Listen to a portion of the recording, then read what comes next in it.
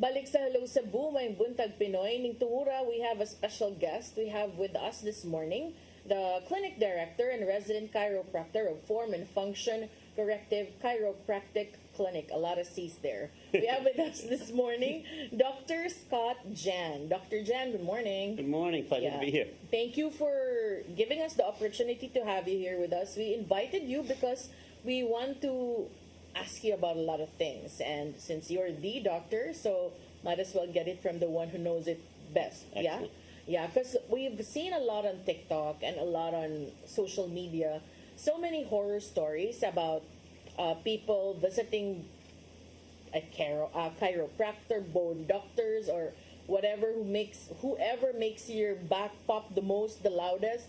It seems to be going viral a lot nowadays. So in fact, there was one who just recently passed away, reportedly from bone complications after a session with his chiropractor, or someone who presented himself as a chiropractor. But this isn't here in Cebu. This was in Cagayan. And this is just one of many similar stories, right? So I'd like to ask you, what do you think, based on your expertise, what do you think happened to that patient who passed away in Cagayan? Yes, so I'm glad you brought me on here so we can clear up some things. The first thing I see is a lot of misinformation. We're seeing a lot of people reporting that either a chiropractor or chiropractic has caused some kind of issue. And it's really misinformation, because only a chiropractor can give a chiropractic adjustment. It's similar to saying that I went to the gym and I got an injury because I was doing physical therapy. Well, only a physical therapist can perform physical therapy. You can't just go to the gym and do exercise and assume that's physical therapy. The incident in Cagayan de Oro that happened is you had an untrained person who was not a chiropractor. Chiropractors go to extensive lengths through their education. First, you need a 4-year degree, and then after that, you need 4,200 hours of classroom and clinical experience. That's on par with a medical doctor. Now, nobody would ever say, oh, I'm just going to go to a guy down the street and have a medical procedure. Right? I mean, a medical doctor could do a medical procedure. So visiting any other chiropractic clinics and just looking at everyone doing procedures, it does not make you a chiropractor too. No, you have to be educated. And the Philippines has PTAC, right? The Philippines Institute for Traditional and Alternative Healthcare, which is the regulating body to see that somebody has gone through the steps of education and credentialing to be a chiropractor. The problem is that it's not very well enforced, right? They don't have the resources to enforce. So anybody can call themselves a chiropractor without any kind of repercussions. In America, where I'm from, you can get arrested for that. Yeah, well, here, there unfortunately, as like some other areas, there are regulators who really is not that much into enforcing a lot of stuff. So unfortunately so. And in the Philippines, I don't know if you're familiar. I've asked you during the break, how long has it been since the last time you were here to let us know about the opening of your clinic? And I was shocked to know that it's like 3 years. Yeah, it's been 3 years now. It's been 3 years, yeah. So in the Philippines, I for one I'm suki. I think you understand already a little bit of Cebuano words. We have a lot of hilot, manghihilot. Those are the chiropractors of our generation, but they don't really have clinical practice at all. So it's just someone that in the practice that we grew up with. So while we are also not discounting whatever it is that they do, there are some really who prefer them, like similar to massage. In your case, what could have gone wrong aside from getting the services of somebody who claims to be a chiropractor, but unfortunately with the incident it became problematic? Yeah, so the first thing I would say is to check with PTAC to see if somebody has gone through the licensure and their credentials have been checked. And if they're not, then odds are that they're probably trying to take a shortcut. And when it comes to your health, you really don't want somebody who's taking a shortcut. Specifically with the Cagayan de Oro case, I can't speak on what he did, but I assume that he didn't take x-rays. In my clinic, we always take x-rays, so we make sure things are safe and we can check if there's any kind of secondary issues that might present a risk. Okay. So I think that in the case of Cagayan, it was like home service. Yeah. So if you do home service, unless you bring like X-ray machines, then I guess that's already number one, right? Because we have this common misconception, like I, for one, thought that if you look at me, if you examine me, then you would be able to diagnose, you have sciatica, I think we need to pull your whatever. But no, you need to do an X-ray check.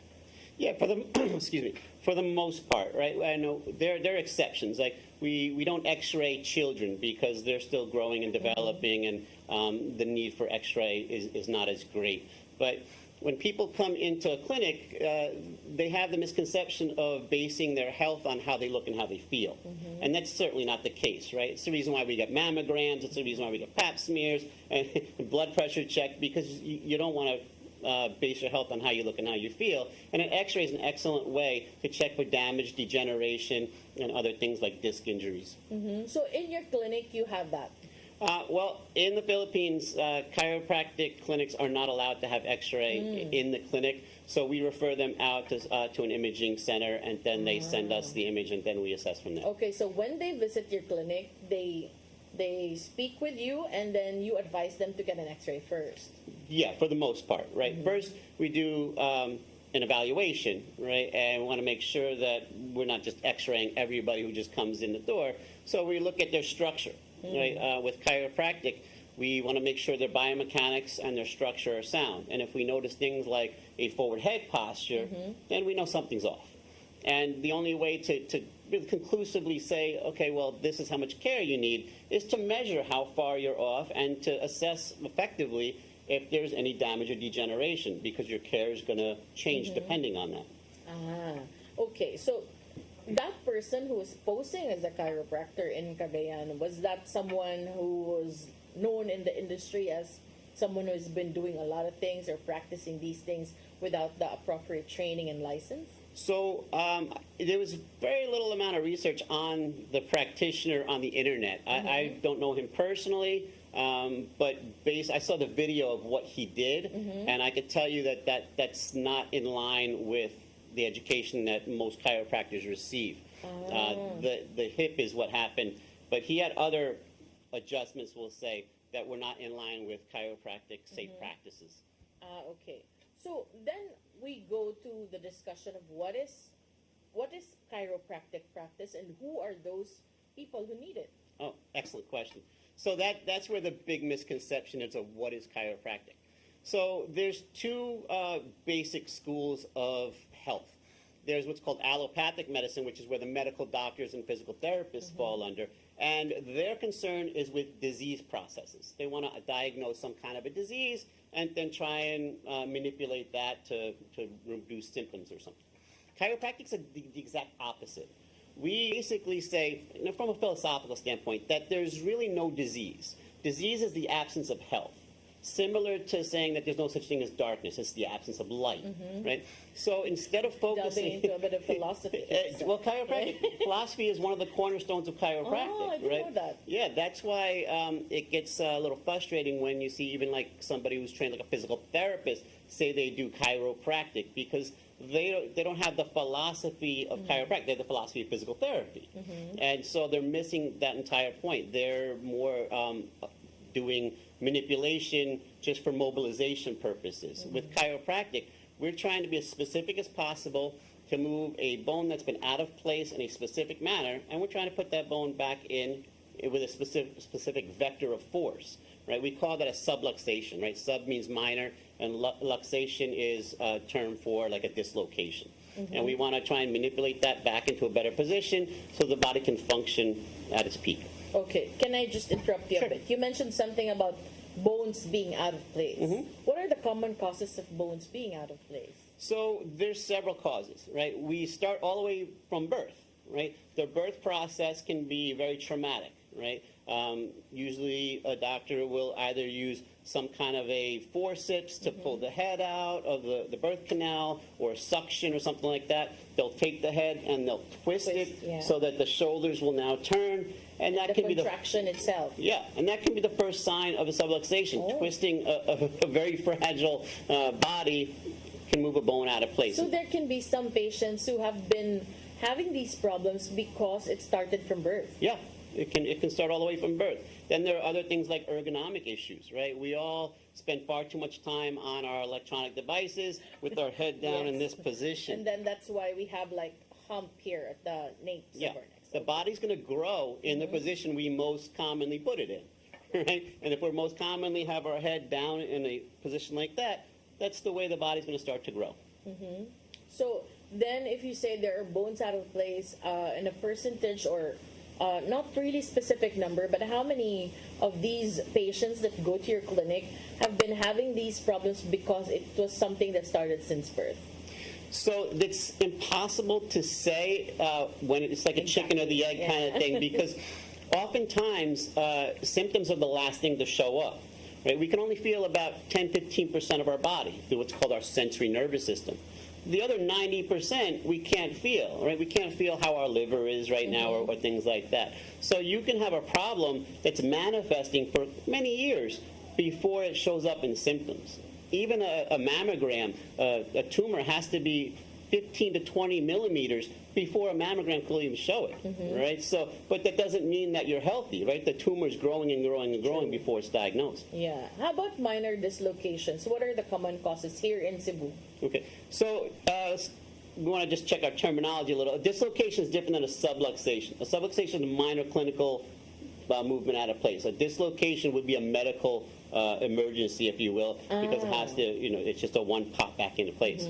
The subluxations, again, can happen for anything from lifting, carrying things that are too heavy, right, to being inappropriate, right? We see it a lot of times with children with backpacks that are very heavy. Yeah. They don't have the center of gravity where it should be, and now they're stooped over forward, right? Sleeping positions can be a cause of that. Stress is another cause, right? When the body's in a stress state, it's in what we call fight or flight, which is an emergency state, and then it shunts all its energy towards survival, right, when it's not healing and repairing. So there's many different causes for that. Modern lifestyle, right? True, and also especially after the pandemic, right? When when we started to experience like work from home and school, just at home, just sitting down facing the computer for the entire day.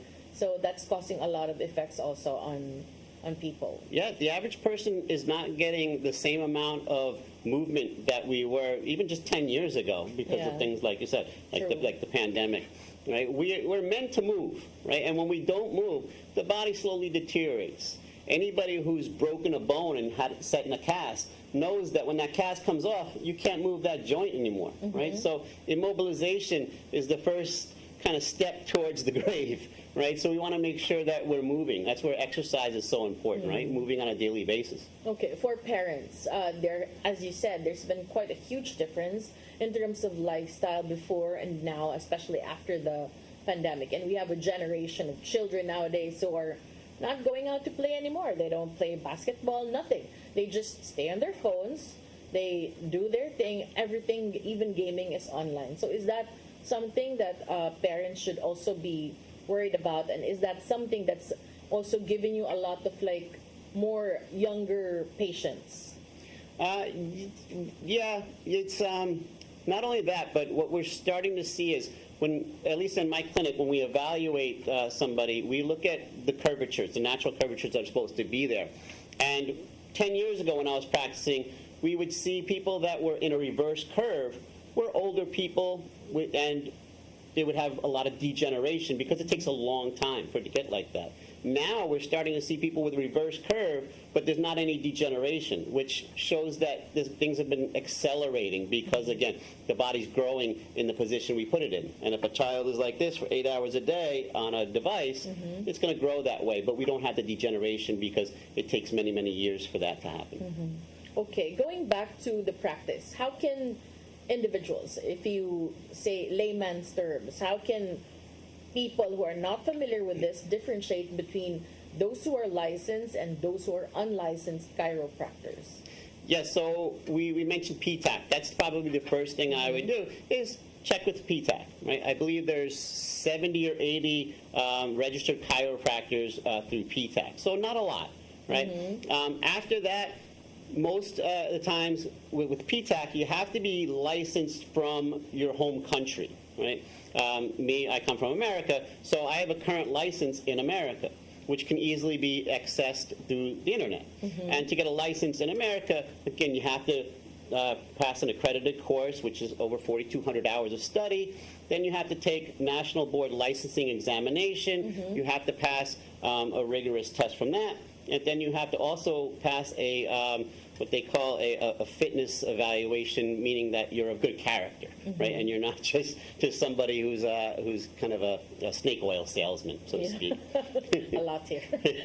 In the U.S., there's quite a very heavy regulation when it comes to medical practices and those in your field, but unfortunately, it's not is not as strict as here in the Philippines. So in this case that you are in US, you have all the license there. When you came to the Philippines, was there also another process that you needed to do to be able to practice here, or it's just that they're okay with your US license? I present all my credentials to PTAC. They review it. They look back in the United States and make sure there were no complaints against any doctor or anything like that. They make sure they pass their boards and their license is current. You have to keep a current license, which requires doing continuing education on a regular basis, because things change and you want to stay current with the new research that's been done. Okay, makes sense. What are the benefits of chiropractic care? So the benefits are far too many to list, but it basically comes down to how well your body functions. Right? Are you functioning at 100%? Right? God gave us this internal intelligence, which gets our body to heal and regulate itself. And when there's interference in that system, the body doesn't function as well. Now, if there's just 10% interference, right, you're functioning at 90%. You may not even know it. You may just get some cloudy thinking, your energy may not be there, you may just chalk it up to getting older, right? Chiropractic allows you to access more of your potential. But when you mentioned cloudy thinking, maybe I'm just, whatever it was you said earlier, a lot of factors. When is the right time for you to say that I think I need to see a chiropractor?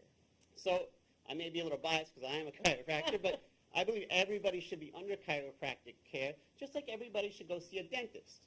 Now, I make the comparison because, it's pretty easy for people to understand. Thousands of years ago, we didn't have cavities, right? Archaeologists can't find any remnants of cavities in ancient humans. But today, we have cavities because our diet is so different than our natural diet. Same thing with chiropractic care. Our daily activities are so much different than that of our hunter-gatherer ancestors. So we need to take precautions. And making sure that the nervous system is able to function and communicate with the body so it can regulate, control, and heal it in an effective manner is something that everybody should take seriously. Actually, I was just asking because there are a lot of people who, nowadays, with the internet and Google, people always try to check Google first before checking with medical experts. So I'm feeling this, I'm feeling this. Oh, I will check Google. And then they self-diagnose, which is actually mostly not good for them. If my doctor friends would always say, well, Google didn't put in the amount of work and training that we did. So I'm sure the safest for you would be to check with the proper people. So in this case with chiropractic care, what are the side effects? Coming from you, who's been in this industry for quite some time, what are the side effects that we should know about, and what should we do after treatment? So side effects, there's no known adverse side effects to chiropractic. Now, glad you brought up Google, because a lot of people will Google chiropractic, and there's a lot of misinformation out there. Recently, there's been a report in Thailand of a singer who died, and the report says she died after a chiropractic adjustment. Yeah, I saw that. Yeah. But if you further investigate, that's really not the case. The coroner said that she died based on sepsis, which is an infection, Yes, right? Not yeah. chiropractic adjustment. Furthermore, she died 3 weeks after her last chiropractic adjustment. So she went to the chiropractor because of the symptoms she had from sepsis, but it wasn't diagnosed as sepsis. She also went to a medical doctor as well, and it wasn't diagnosed as sepsis. She just thought she had neck pains and things like that. Went to a chiropractor, and then unfortunately she passed away 3 weeks later, and all of a sudden the chiropractor was at blamed. fault. Yeah. Yeah. Well, do people need to see a chiropractor for back pain, which is common nowadays? So I would say anybody who's concerned with their health, anybody who wants to get the most out of their experience on this planet while they're here, anybody who wants to express more of their potential should see a chiropractor. We don't want to just wait until symptoms happen. There's an old Chinese saying that we don't start digging a well when we're thirsty. Right? By then it's too late. Right? Luckily, it's not too late when you're having symptoms to come to a chiropractor, but we want to take care of our health, right, from the start, because your health is your most valuable asset, right? Without your health, you have nothing, right? I use Steve Jobs as an example, right? Steve Jobs had 1,000 different problems on a daily basis until he got sick. Once he got sick, he had one problem, and that was his health, True. right? But by that time, he had cancer, and it got too late, but he realized the importance of his health after it was too late. Yeah. So, can those who are experiencing concerns like back pain, whatever, body aches, can they also seek help from other health practitioners, doctors?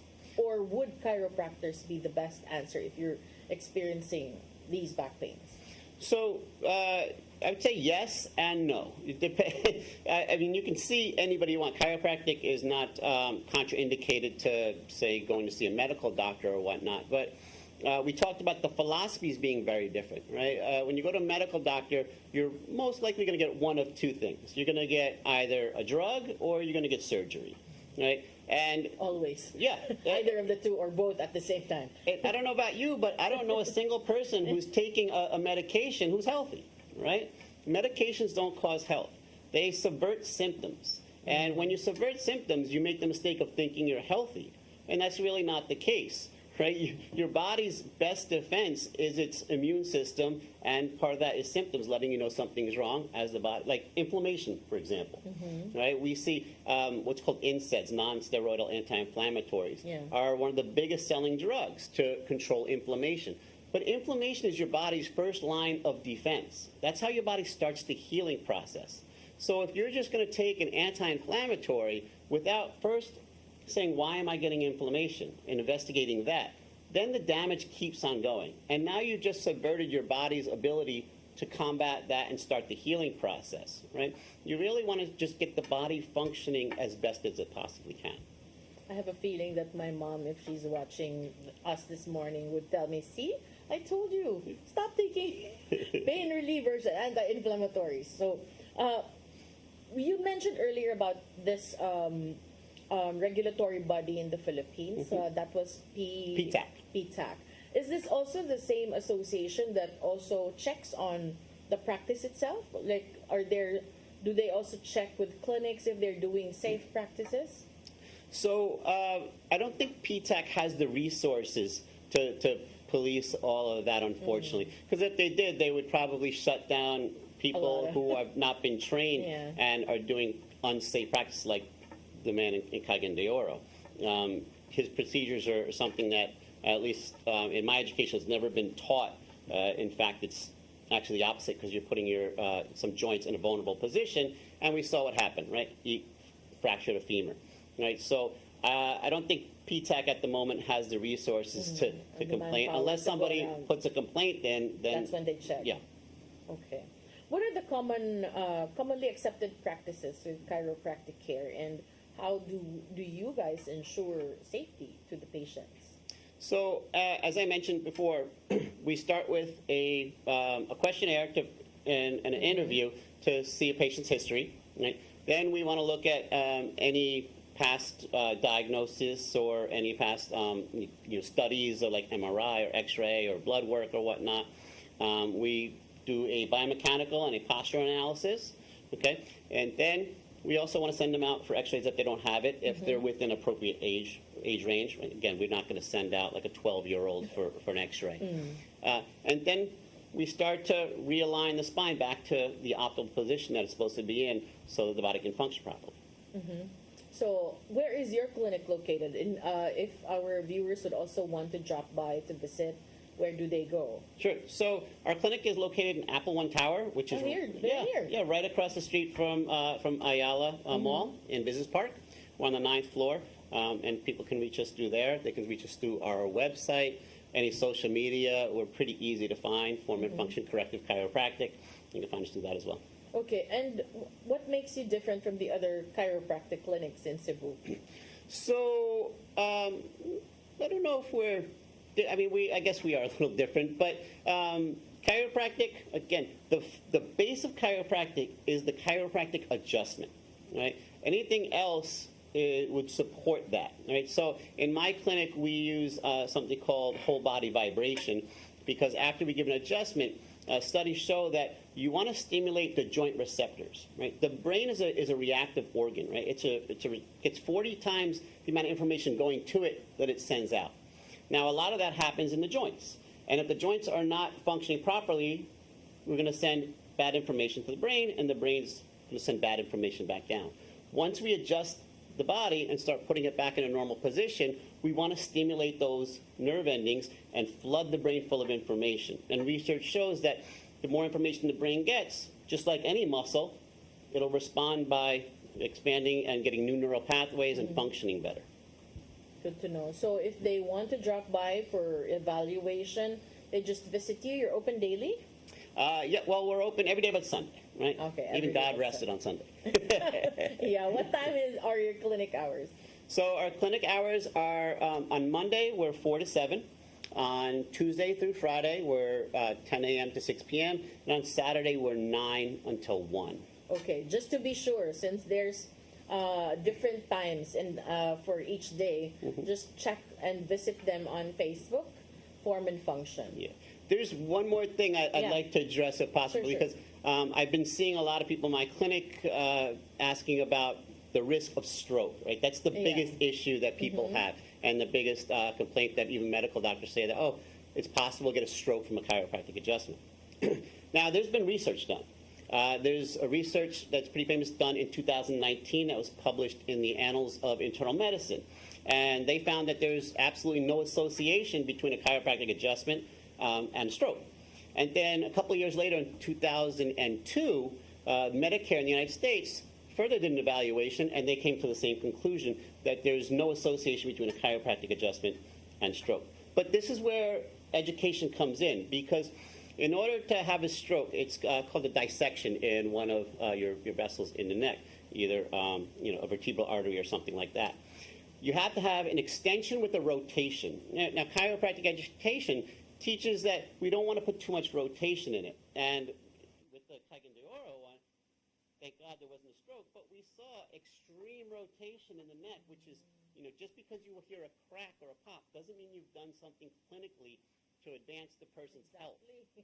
Exactly, but they do a lot of these ASMR things, and they like to hear it, but if you do, then I guess the best option would be to go to those who are experts. That's where the philosophy comes in, right? Yeah. Why are you doing it? Are you doing it just to mobilize, or are you doing it to restore proper structure? Yeah.